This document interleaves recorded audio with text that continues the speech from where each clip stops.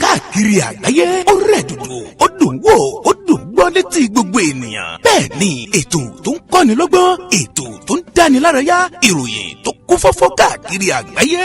ká polówó ọjà kájí ó bugbẹ́jẹ, ètò tó ń pè délé rọ, ètò tó ní ṣe pẹ̀lú àṣà, ìròyìn eré ìdárayá, ìròyìn àwọn gbajúmọ̀ òṣèré. bẹ́ẹ̀ ni live on air for advert, jingle, entertainment, breaking news, gossip and news, event promotion, church program, Muslim program and all of your events. ẹgbẹ́ gbogbo ẹ̀ wá kẹ́ ẹ wá polówó ẹ̀. lọ́gán ni gbogbo ayé yóò gbọ́. rédíò àti tẹlifíṣàn kan ló lè ṣe. ìbílẹ̀ rédíò and tẹlifíṣàn tiwantiwa tó kalẹ̀ sí United Kingdom, the classy of African community, online station best for the community, home and abroad. ìbílẹ̀ rédíò ni mò ń pèrè ẹ̀ fún gbogbo wa ní gbogbo ìgbàkúgbà tí òǹgbẹ́ bá ń gbẹ̀yìn láti gbádùn ètò tàbí tí ẹ bá fẹ́ polówó ọjà tàbí ohun tí ẹ ń ṣe, ẹ kàn sí wa ní ìbílẹ̀ rédíò and television tiwantiwa. ẹ lè wò wá kedere tàbí kí ẹ gbọ́ wa live on www.ibileradio.com tàbí lórí TuneIn Radio, lórí Twitter, Instagram àti Facebook. ẹ tẹ ìbílẹ̀ rédíò láti bá wa dòwò pọ̀ lórí ohunkóhun tí ọkàn yín bá ń fẹ́. ẹ pe àwọn nọ́mbà yìí 0790802594 tàbí 07795671385 tàbí 07424728743. ìbílẹ̀ rédíò and television tiwantiwa kárí ayé ni wọ́n ń wò wá gbọ́ wa ó kilẹ̀ pilẹ̀ tìtìtì.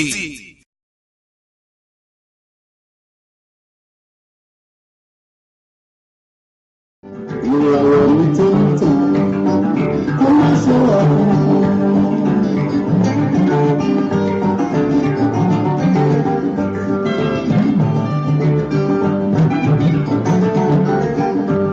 ìràwọ̀ mi tó ń tàn kó má ṣe wà fún mi.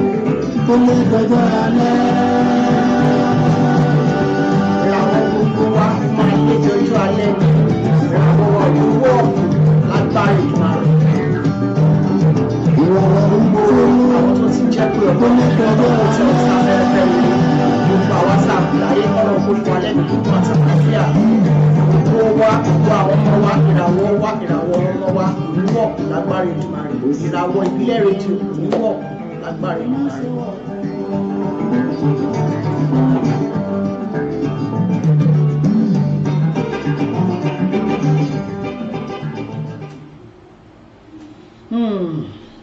ẹ̀yin èèyàn wa ẹ káàbọ̀ sí orí ètò wa ní orí ìbílẹ̀ rédíò láwà. ìbílẹ̀ rédíò níbi tí a ti fẹ́ fi ọ̀rọ̀ jómitoro ọ̀rọ̀ pẹ̀lú eléré orí ìtàgé wa arábìnrin Bùkọ́lá Fágbuyì, Olúwabùkọ́lá Fágbuyì, tí gbogbo wa nílé tá mọ̀ sí Àpésìn. A máa fi ọ̀rọ̀ jómitoro ọ̀rọ̀ pẹ̀lú wọn. A tún wá máa fi ààyè lẹ̀ fún ẹ̀yin èèyàn wa láti pè wọlé ní orí 07459353799 07459353799 353799 tẹ́ bá ní ìbéèrè fún arábìnrin wa àbí fún èmi tí mò ń darí ètò. Orúkọ tèmi tí mò ń darí ètò ni Dúpẹ́ Bianes Promotion tí gbogbo wa ní ìlú London tọ́pọ̀lọpọ̀ wa mọ̀. Ojú ni mi kì í ṣàìmọ̀ fún ọ̀pọ̀lọpọ̀ láàrin àwa Nàìjíríà in diaspora. Mo gbé arábìnrin Bukky Fagboyè wá tí gbogbo àwọn eléré orí ìtàgé àtàwọn tó ń wo eré orí ìtàgé tí wọ́n mọ̀ sí Bukky Fagboyè. Káàbọ̀ sí orí ètò wa. Ẹ kúlé mà. Jọ̀ọ́ bá mi sọ ìlú ibi tó ti wá fún àwọn èèyàn wa, because àwọn kan máa ń sọ wípé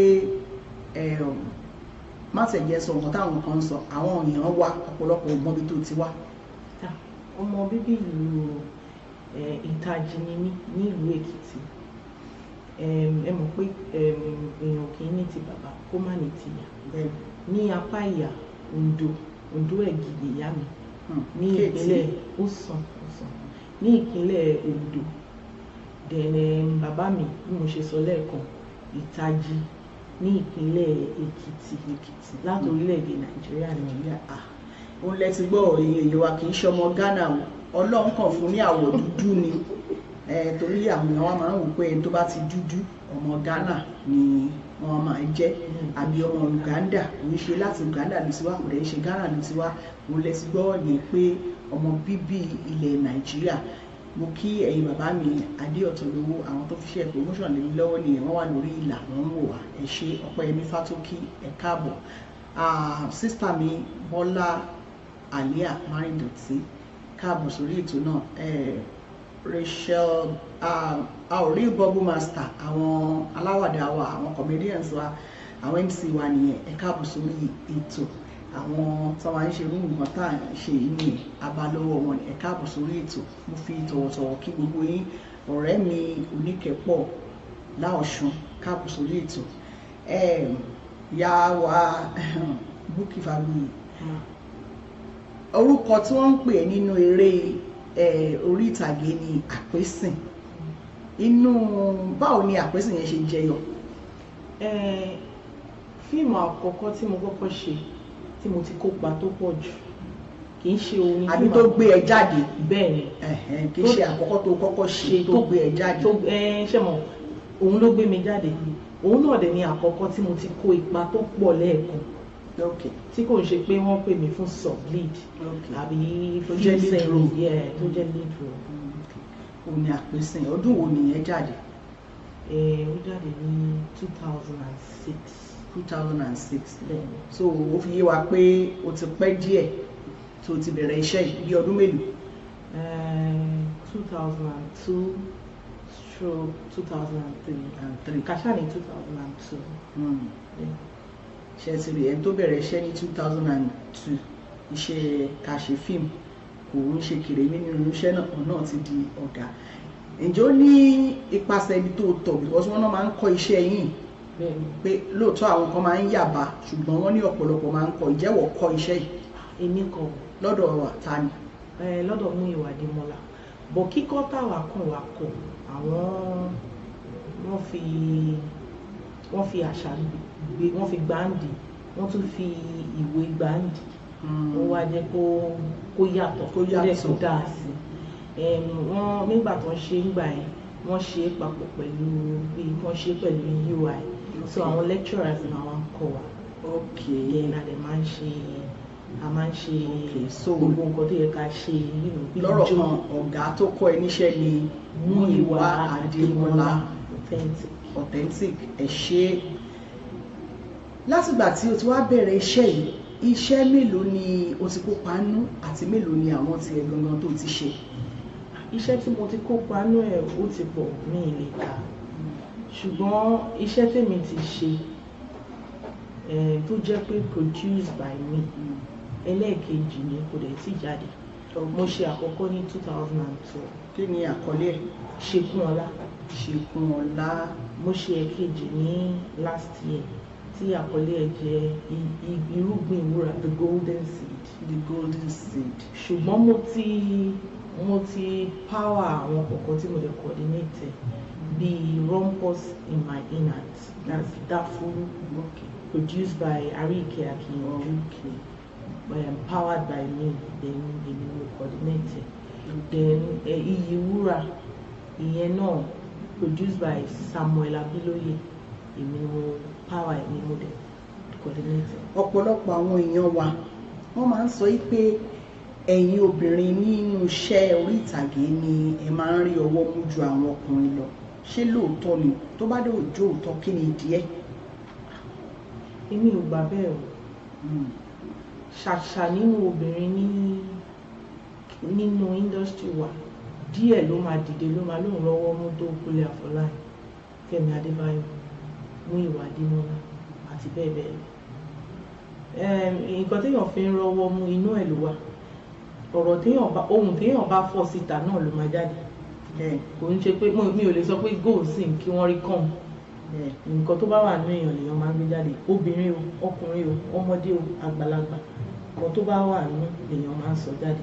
So téèyàn bá wà hardworking tó wà prayerful, of course á wà successful. Ó dáa.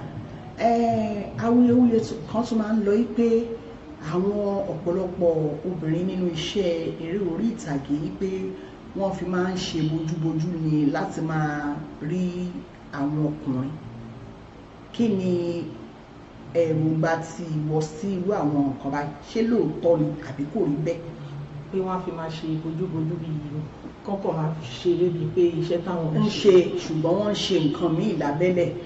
Ṣé rí kẹ́ bẹ́ẹ̀ tá bá wò dáadáa? Irú nǹkan tẹ́ sọ yẹn kò síbi tí ò ti ń ṣẹlẹ̀. Ó ń ṣẹlẹ̀ pẹ̀lú oríṣiríṣi iṣẹ́. Nígbà ọkùnrin gan ń ṣe tó jẹ́ pé nǹkan tó ń ṣe níta kọ́ ló ń ṣe gangan. Ẹlòmíì fà àwọn kankan bojú ni kó má fojú sí lára láti achieve nǹkan kan. So but the reason táwọn èèyàn fi ń rò bẹ́ẹ̀ tó dẹ̀ ń common ní industry wa kó máa pariwo ẹ̀ ni pé iṣẹ́ aláriwo là ń ṣe. Ṣùgbọ́n bẹ́ẹ̀ ni, ṣùgbọ́n tá a bá ní mójú kúrò ní ìdí òótọ́, àwọn èèyàn kan wà tó jẹ́ pé wọn ò mọ bí iṣẹ́ yẹn bó ṣe wà lucrative tó, wọn ò mọ bó ṣe wà powerful tó, because ó wà powerful. The reason tí mo ṣe ló wà powerful ni pé mo ti léèyàn kan tó jẹ́ very big fan mi tó jẹ́ pé later ni mo mọ̀ pé ẹni tó lé ẹ̀rọ pé mi ó máa ń pè mí á bá mi sọ̀rọ̀, nígbà míì ó máa pè mí ọ̀rọ̀ ẹ̀ ò ní jọra o mo rí tó like mi ó máa ń pè mí, mo dẹ̀ máa attend sí. Ìyẹn mean pé iṣẹ́ wa ti kọjá iṣẹ́ lásán, kì í ṣe iṣẹ́ bank, kì í ṣe iṣẹ́ tí mo tún rí tó fara pẹ́ tí kò dẹ̀ lágbára tó ní iṣẹ́ doctor. Àwọn kọ́ ni iṣẹ́ ẹ̀mí là ń ṣe, bí iṣẹ́ pastor là ń ṣe, kì í ṣe iṣẹ́ lásán. Torí pé ó wá kù sọ́wọ́ wa bá ṣe fẹ́ ṣe, bá ṣe fẹ́ nǹkan tá a fẹ́ káwọn followers wa rí. So tí ẹ bá sọ pé àwọn kan wà tó jẹ́ pé wọ́n fi ṣe platform láti fi bojú, láti fi ṣe àwọn nǹkan tó personal sí wọn, ó depend, èèyàn míì ó lè fi bojú láti fi ṣe nǹkan tó wà positive. Ẹlòmíì dẹ̀ ni ọ̀pọ̀lọpọ̀ fẹ́ fi ṣe nǹkan tó negative, torí pé most especially àwọn tó ṣẹ̀ ń wọlé sí wọn ò mọ̀ túmọ̀ iṣẹ́ yẹn. Mùdùnmúdùn inú ẹ̀ tí a gbọ́dọ̀ shy away from pé fact ni òun làwọn rí, àwọn ò rí inú ẹ̀ gangan tí iṣẹ́ tọ́lọ́run gbélé wọn lọ́wọ́ ẹ̀ wọ́n rí. Láti máa ṣe àkàwé ọ̀rọ̀ fún àwọn èèyàn, torí ìgbà míì àwọn iṣẹ́ yìí tẹ̀ ń ṣe wọ́n múnú ẹlòmíì dùn, ẹlòmíì máa fẹ́ commit suicide, ẹlòmíì máa fẹ́ ṣe àwọn ìwà tí ò dáa, ṣùgbọ́n tó bá wo àwọn fíìmù yẹn ìmí akọlọ́gbọ́n. Ó dàbí fíìmù kan tí mo wò ní ìjẹta, Agbájé ọmọ onílẹ̀, mi ò wo kíní, mi ò wo part 2, but mo bá àwọn èèyàn níbi tán tí ń wo part 3, mo wá bá wọn jókòó. Ọdúnládé Adékọ́lá ló wà nínú fíìmù yẹn. Ilẹ̀ kọ ọkùnrin yẹn nígbà tí wọ́n fẹ́ sin, ilẹ̀ ò gbà, ilẹ̀ bẹ̀rẹ̀ sí lámi. Mo wo fíìmù yẹn, ó wá kọ́ mi lọ́gbọ́n nínú ibẹ̀ yẹn pé ní àti ayé yìí ni èèyàn ti máa jìyà iṣẹ́ ọwọ́ ẹ̀. Ilẹ̀ sọ fún pé òun ò ní gbà, ó tún sọ fún bàbá ẹ̀ tó fẹ́ ṣe gbogbo ètùtù pé kílẹ̀ lè gbà yí pé sẹ́ẹ̀ ó ní kó lo 20 ọdún láyé ó ló máa ráre ni nítorí àwọn iṣẹ́ ibi tó ti ṣe so kí ni ẹ jẹ́ kẹ́rù bà mí ṣe understand ó jẹ́ kẹ́rù bà mí ó jẹ́ kí n wò pé so àwọn iṣẹ́ tẹ̀ ń ṣe ń tòótọ́ tó fún ẹni tó bá lórí pípé tó dẹ̀ ní àròjinlẹ̀ tó bá wo àwọn kì í ṣe àwọn wọn lọ gbébọn wọn ń jalè kiri àbí wọn ń ṣaṣẹ́wó èmi ò rí sí gbogbo àwọn fíìmù bẹ́ẹ̀ ṣùgbọ́n àwọn fíìmù tó kọ́yàn lọ́gbọ́n tó tọ́yàn sọ́nà àwọn yẹn dá àwọn èèyàn wa nílé ẹ máa ṣetán láti pè wọlé tẹ bá ní ìbéèrè tẹ fẹ́ béèrè lọ́wọ́ arábìnrin wa Àpèsìn Bukky Fagbuyì nọ́mbà tí ẹ lè pè sí ní 074 59 35 37 99 074 59 35 37 99 so ẹni tó bá fẹ́ pè wọlé tẹ́ bá ní ìbéèrè tàbí ó wù yín láti jẹ́ kí ọmọ yín àbẹ́yìn fúnra yín fẹ́ ṣe iṣẹ́ eré orí ìtàgé ẹ fẹ́ kọ́ ọmọ yín di actor àbí actress tẹ́ bá ní ìbéèrè àbẹ́yìn fúnra yín ló wù láti kópa àbí láti sponsor fíìmù ni àbí láti béèrè ìbéèrè ẹ lè pè sí orí 074 59 35 37 99 arábìnrin wa Bukky lẹ́yìn iṣẹ́ tíátà tó yàn láàyò yìí àwọn nǹkan míì wo ni ìwọ gẹ́gẹ́ bí obìnrin nínú iṣẹ́ yìí ló tún ń ṣe tó yàtọ̀ sí iṣẹ́ movie. Báyìí lọ́wọ́lọ́wọ́ báyìí mo ń ta oil fragrance oil. Ìyẹn ni perfume oil perfume okay. So mo dẹ̀ tún ṣẹ̀ṣẹ̀ bẹ̀rẹ̀ kúlíkúlí àti òróró kúlíkúlí tó fi ń jẹun tó fi ń mu gààrí kúlí aláta lélẹ̀ kúlí aláta so orúkọ ẹ̀ náà ni kúlí Bukky àti òróró Bukky that's good. Ǹjẹ́ a lè rí àpèjúwe àwọn nǹkan yìí? Ṣé àpèjúwe kúlíkúlí mo ò mú kí ni kúlíkúlí but òróró perfume mo ní níbí báyìí.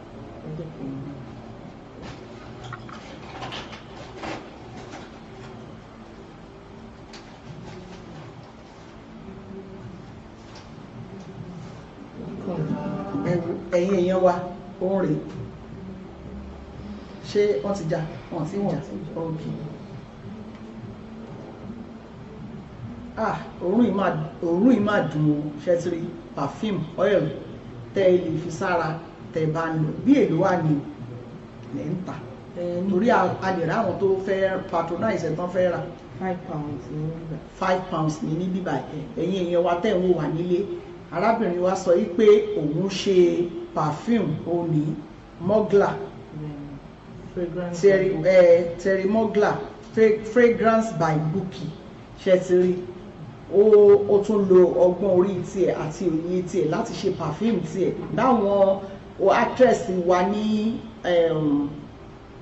Hollywood wọ́n ṣe é ṣe ẹ̀rí ó ti ní fragrance tiẹ̀ perfume ti tiẹ̀ oil ti tiẹ̀ ṣẹtiri fragrance by Bukky gbogbo ẹ̀yin tẹ́ bá nífẹ̀ẹ́ sí láti bá wa rà ẹ lè pè sí orí 74 59 35 37 99 074 59 35 37 99 tàbí kẹ inbox mi bí ó ṣe máa di ọwọ́ yín ẹ ṣé mo dúpẹ́ arábìnrin wa àwọn èèyàn wa ń béèrè lọ́wọ́ wa pé ẹni tó bá fẹ́ táìpù àwọn ìbéèrè wọn náà wọ́n lè táìpù ẹ̀ tẹ́ ẹ bá fẹ́ pè tẹ́ fẹ́ táìpù ìbéèrè yín ẹ lè táìpù ẹ̀ á kà jáde á sì dá yín lóhùn àwọn kan ti kọ síbẹ̀ yẹn pé ǹjẹ́ arábìnrin Bukky Fagbuyì tiẹ̀ ti ṣègbéyàwó? Mi ò tí ì ṣègbéyàwó. O lẹ́gbọ́n yẹn o arábìnrin Bukky ní òun ò tí ì ṣègbéyàwó ṣùgbọ́n ṣé àfẹ́sọ́nà ti wà lọ́nà àbí kí àwọn ènìyàn wa tó bá nífẹ̀ẹ́ sí àti fẹ́ Bukky Fagbuyì kí wọ́n kàn sí Bukky Fagbuyì ni?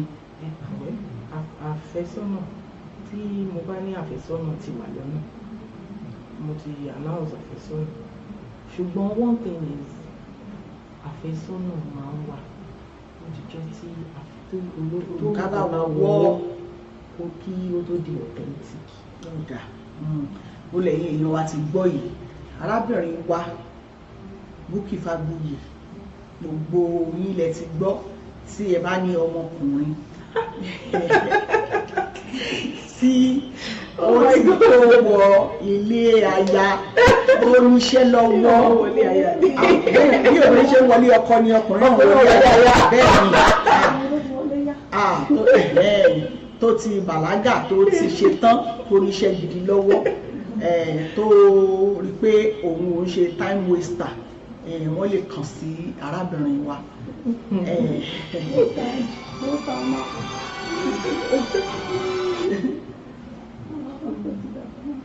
ẹ̀yin èèyàn wa ẹ lè pè sí orí eléyìí o nọ́mbà tá a pè yín sí tá a fún yín 07459. ó ti wà lórí ẹ jọ̀ọ́ ẹ má bínú. ó ní blue ọ̀nà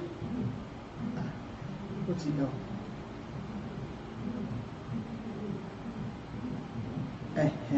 Nọ́mbà tí ẹ lè pè sí àti píìnì ẹ̀ fún yín kẹ́ ẹ pè sí orí fóònù náà.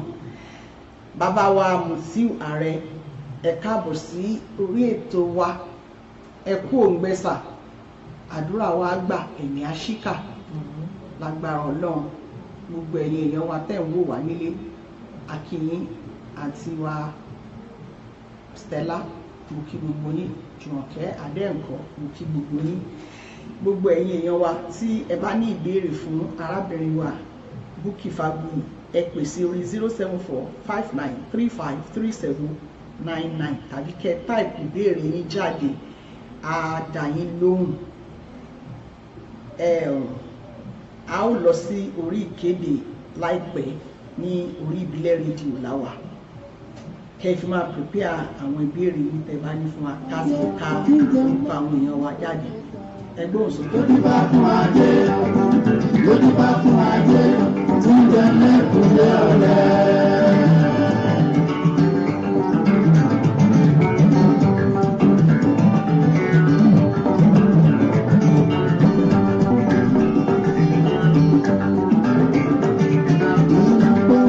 ẹni tá kò wá jẹ tó mú mi lọ́wọ́ dání.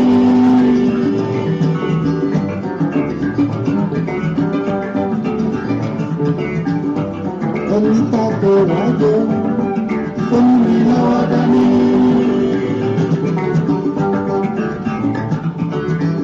ẹni tá wá ṣòro fún tó padà wá fi fi sókún mi.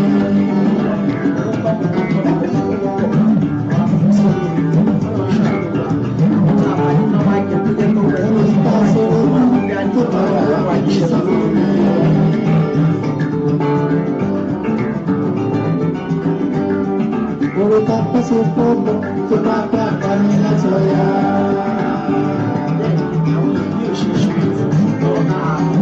Orúkọ pèsè fọ́ọ̀mù tó bá gbà dání látọ̀yà. Ajẹ́ ọmọ ẹni máa ń yí. Ajẹ́ ọmọ ẹni máa ń yí. Ajẹ́ ọmọ ẹni máa ń yí. Ajẹ́ ọmọ ẹni máa ń yí. Ọ̀dà ògbóni ọlẹ́nu màrí máa jẹ́. Ajẹ́ ọmọ ẹni máa ń yí.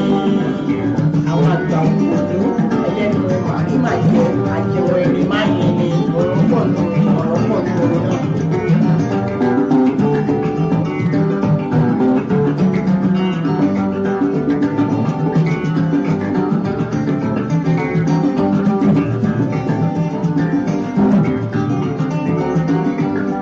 Ìsẹ́ni tó wẹ̀rọ títí tó wẹ̀rọ kúndá.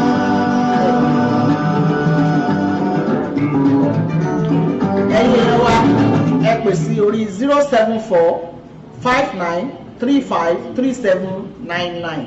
Èèyàn kan béèrè bíi pé Sister Bukky, how is your baby doing? Ṣé baby love wọn ni àbí ọmọ bíbí wọn àbí baby èwo ni arábìnrin Fúnmi Aláyọ̀ ń béèrè? Arábìnrin Fúnmi Aláyọ̀ tẹ́ bá lè pè wọlé àti tẹ́ bá lè tún type kẹ́ ẹ sọ ní kókó irú bébí tẹ́ ń béèrè lọ́wọ́ Bukky.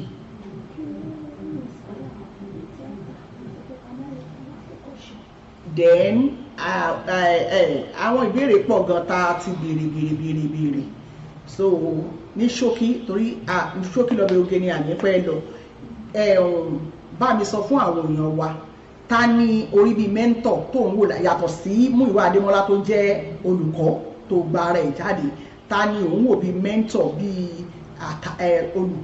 tó fi ń ṣe àwòkọ́ṣe nínú iṣẹ́ tíátà yìí lóbìnrin àti lọ́kùnrin wọ́n pọ̀ fún wa lẹ́yọ kọ̀ọ̀kan lóbìnrin àti lọ́kùnrin.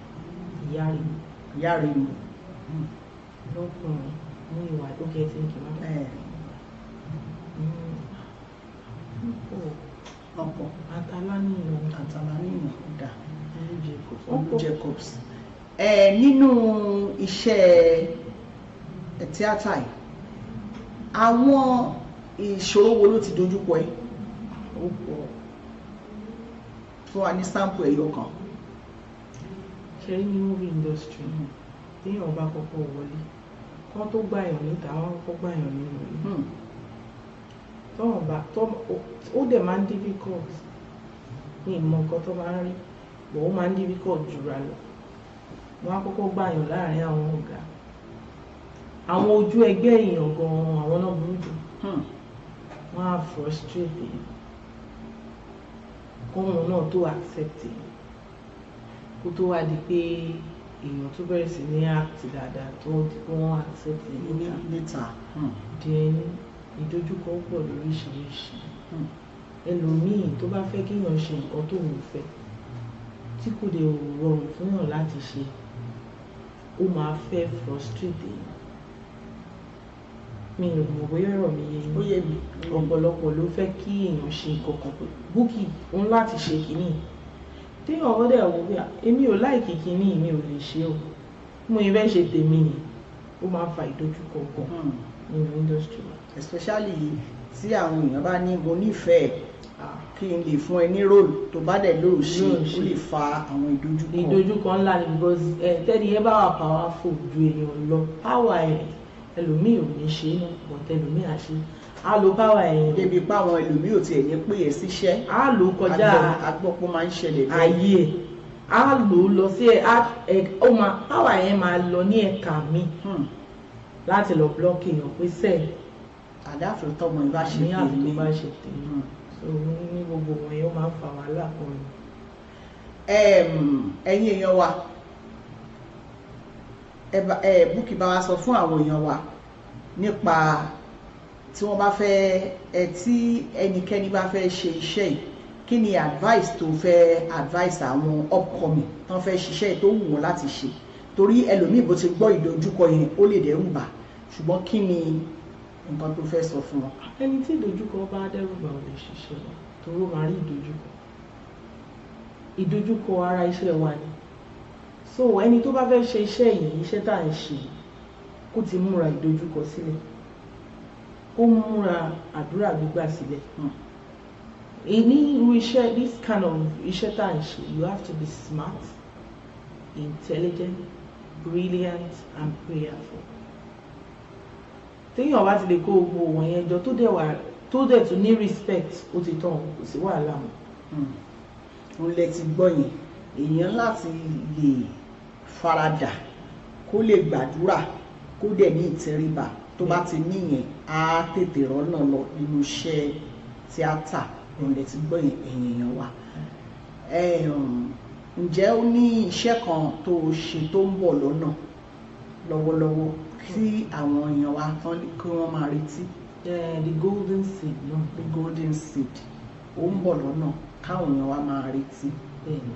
kọ́ máa retí ẹ̀ láìpẹ́ then fún àǹfààní àwọn tó bá fẹ́ ká wá ṣe private screening ẹ̀ àyè wà particularly àwọn bóyá ìjọ ọlọ́run torí ó ní í ṣe pẹ̀lú ọlọ́run gbogbo iṣẹ́ wa náà ló ní í ṣe pẹ̀lú ọlọ́run bọ̀ eléyìí ó ní í ṣe pẹ̀lú church believe wa ní church believe wa as a Muslim as a Christian so mo ti lọ ṣe pẹ̀lú àìní church ní káàkiri l'Abuja lẹ́kọ̀ọ́ so wà lè ṣe. ǹjẹ́ o ti ẹ̀ gbé wá sí ìlú London? mi ti gbé wá because the last time yẹn kò really wà so ká sọ pé mi ti gbé wá sílùú lọ́nà. So ẹ̀yin ènìyàn wa tó wà ní London ń lè ti gbọ́ yìí The Golden Seed tẹ́ bá fẹ́ kí Bukky kó gbé wá ká ṣe private screening fún un ká wò kó tó di ìgbà tó máa jáde sí sinimá ẹ jẹ́ kí a mọ̀ ká lè ṣe ètò ẹ̀ fún yín ẹ lè pè mí ẹ máa gómi ẹ lè inbox mi ẹ̀yin ìjọ ní ẹ̀yin èèyàn ní kẹ́ jẹ́ ká mọ̀ ká lè gbé wá.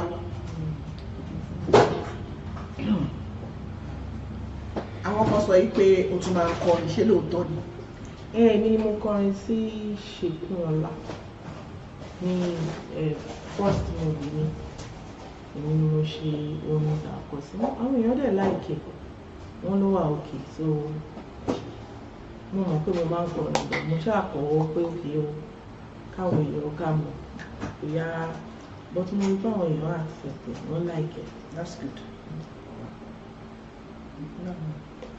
Mo fẹ́ mú kó fún mi.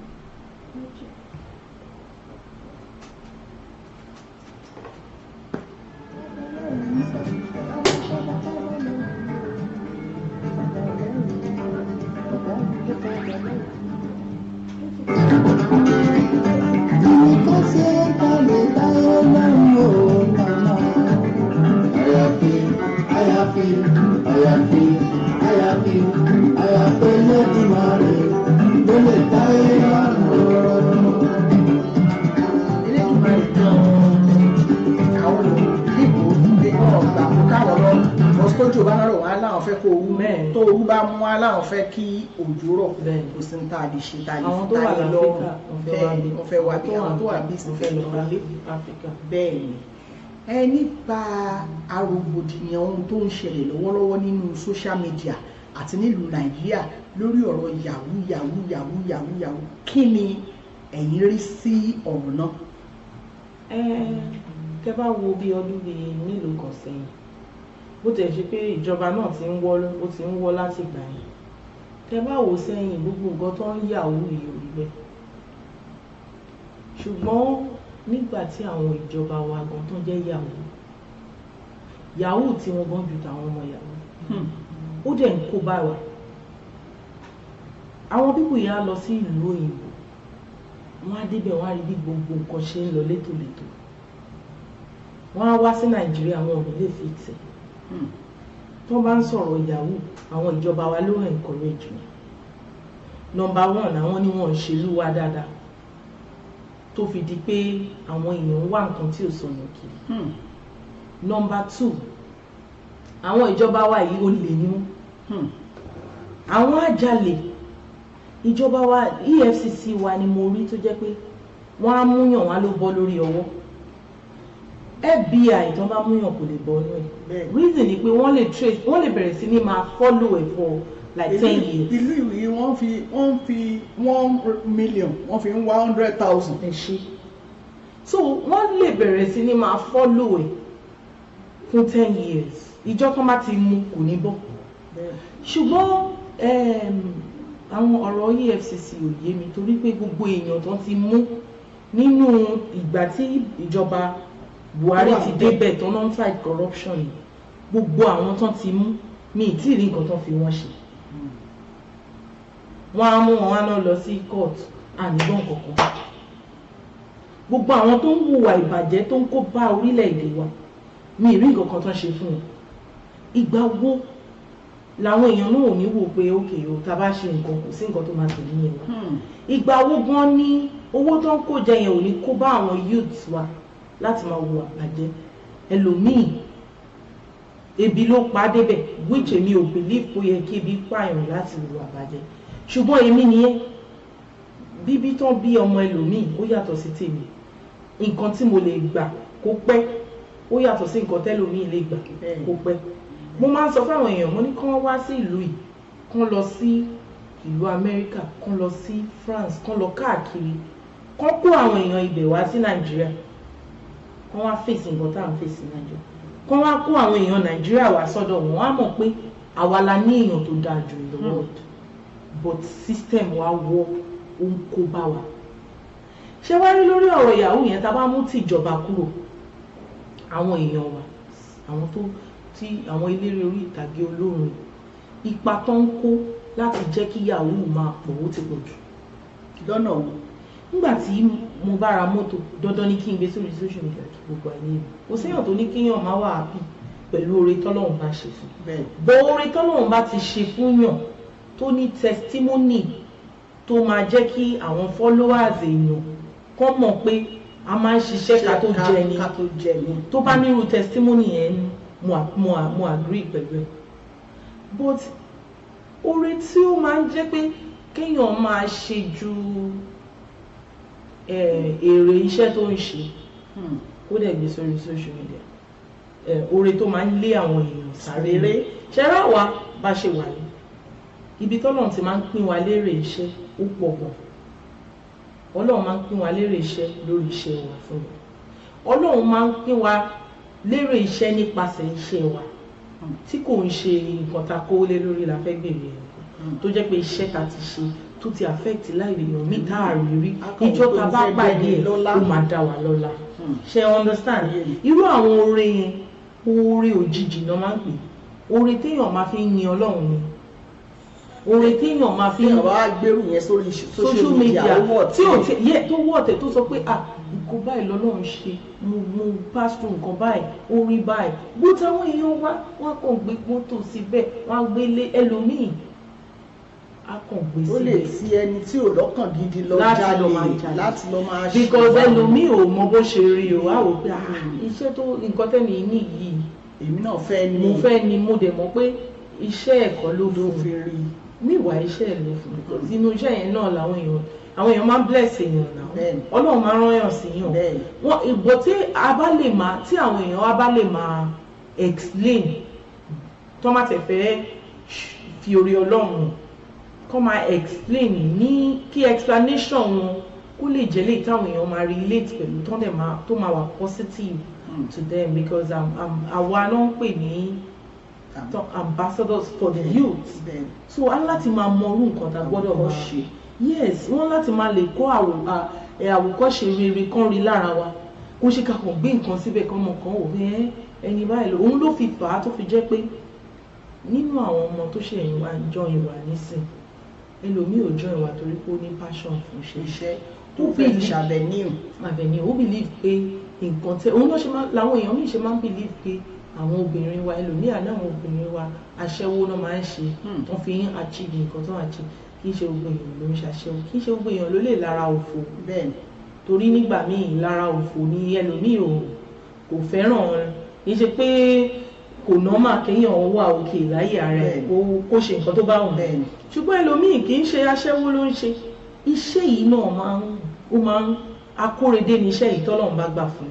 ẹlòmíì àkàn bless èèyàn but ká máa rántí pé tọ́lọ́run bá ti ṣílẹ̀kùn àánú fún wa ká máa fi hàn ní ìfihàn tó lè jẹ́ kí àwọn èèyàn follow ẹ̀ kó kí padà bó ṣe follow ẹ̀ yẹn kó wà positive sí nation wa kó wúlò fún orílẹ̀-èdè wa so because ìjọba nìkan kọ́ ló ń cause wàhálà ẹ̀ bọ̀ ó kàn yẹ pé ipa tó pọ̀ jù bẹ́ẹ̀ àwọn náà kò wọn ò fi òfin tó múlẹ̀ lélẹ̀ torí pé àwọn ọ̀làṣíwájú wọn ò ṣètò so òun ló ń fa oríṣiríṣi ó lè jẹ́ nǹkan ìbànújẹ́ gan ni torí tí ẹ bá wá wo àwọn ará ìta wọn á ní Nigerians are bad Nigerians are this Nigerians are that and you know what the whole world needs Nigeria lọ́nà wo ẹ lọ gbogbo bí tó ibi iṣẹ́ tí wọ́n tó ń dá ní gbogbo àgbáyé ọmọ Nàìjíríà wà ní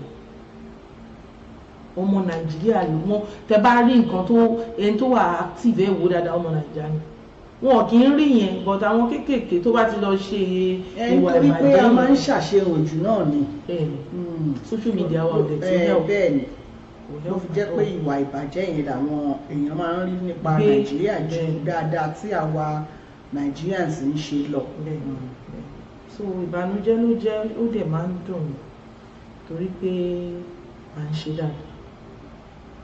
dáadáa inú mi dùn pé àwa sórí ètò yìí ẹ̀yin èèyàn wa tẹ̀ wà nílé ẹ̀ ti rí i pé ọlọ́gbọ́n olóye arẹwà òun ni arábìnrin wa Bùkọ́lá Fágbuyì Àpésìn.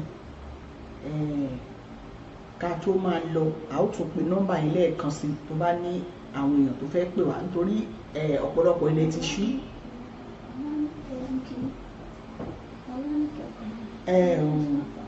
Sista Ọlánìkẹ́ wọ́n ní àkó ètò. Kàmọ́rù brọ́dà mi Kàmọ́rù Adélékè àwọn náà ní àkó ètò. Olórí Adékúnlé Dòsùnmú Oyèbọ̀ ẹ ṣé.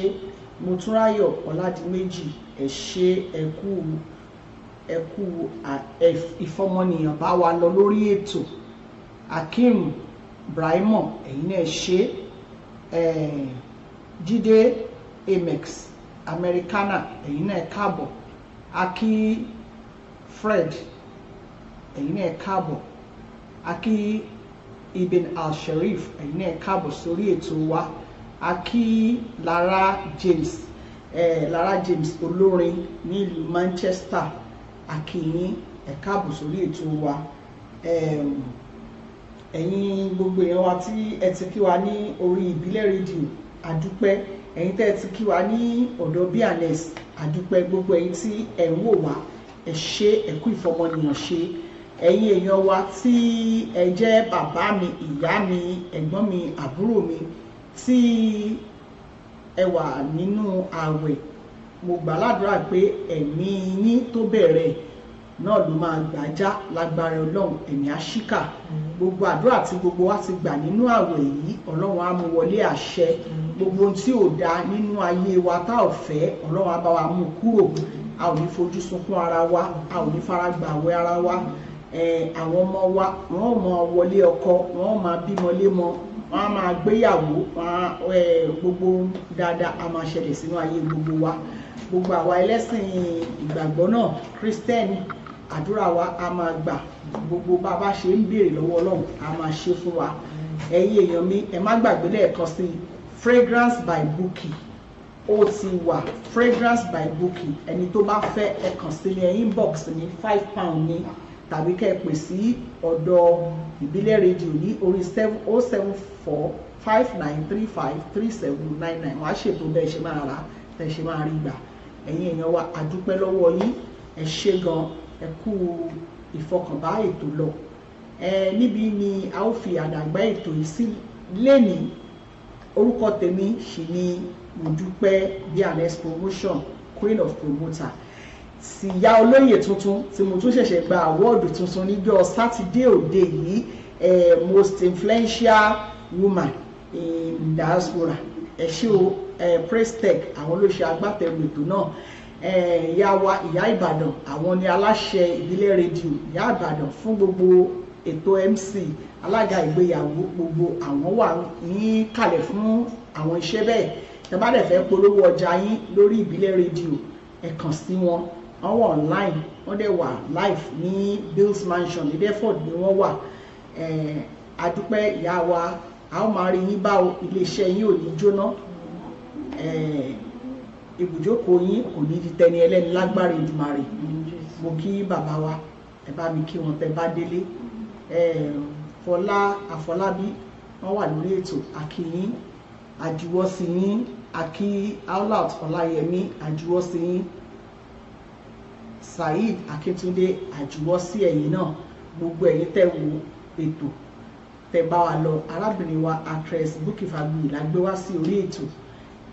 A fẹ́ kẹ́ mọ̀ pé arábìnrin wà ní ìlú wa, wọn ò ní pẹ́ padà, láàrin ọ̀sẹ̀ kan wọ́n máa padà. Ṣùgbọ́n kí wọ́n tó padà gbogbo yín ẹ jọ̀ọ́ ẹ bá wa gbé perfume lárugẹ, ẹ bá wa rà. Olórí Adéọlá Ọláwuyì akí ẹ̀yin náà àjùwọ́sí yín.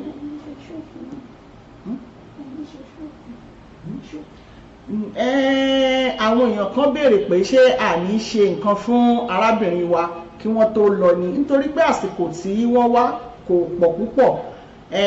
By next week ni wọ́n ń lọ, àmọ́ tá bá ti jọ jókòó tá ti forí ìrò ohun tá bá fẹ́ ṣe a ó jẹ́ kẹ́ ẹ gbọ́ lágbára Ọlọ́run. Tó bá dẹ̀ jẹ́ pé fíìmù wọn Golden Seed náà ni wọ́n máa gbé wá fún wa ní September, a jẹ́ kẹ́ ẹ gbọ́ bá ṣe máa ṣe. Ẹ ṣé gan ẹ̀yin èèyàn wa, God bless you. Elejumi, thank you for watching. We thank everybody. We thank Ibile Radio. We thank everybody that has been on the show. We thank God Almighty that has given us the day and given us life and health to be here. Adúpẹ́ lọ́wọ́ yín o, ẹ ṣé ojú òní tì yín. A ó tún máa nípàdé ayọ̀. Thank you very much.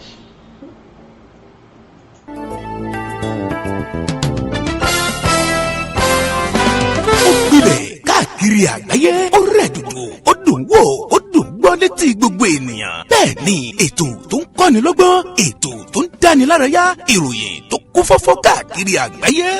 Polówó ọjà kájí ó bugbẹ́jẹ, ètò tó ń pè délérò, ètò tó ní ṣe pẹ̀lú àṣà, ìròyìn eré ìdárayá, ìròyìn àwọn gbajúmọ̀ òṣèré. Bẹ́ẹ̀ ni live on air for advert, jingle, entertainment, breaking news, gossip and news, event promotion, church program, Muslim program and all of your events. Ẹgbẹ́ gbogbo ẹ̀ wá kẹ́ ẹ wá polówó ẹ̀. Lọ́gán ni gbogbo ayé yóò gbọ́. Rédíò àti tẹlifíṣàn kan ló lè ṣe.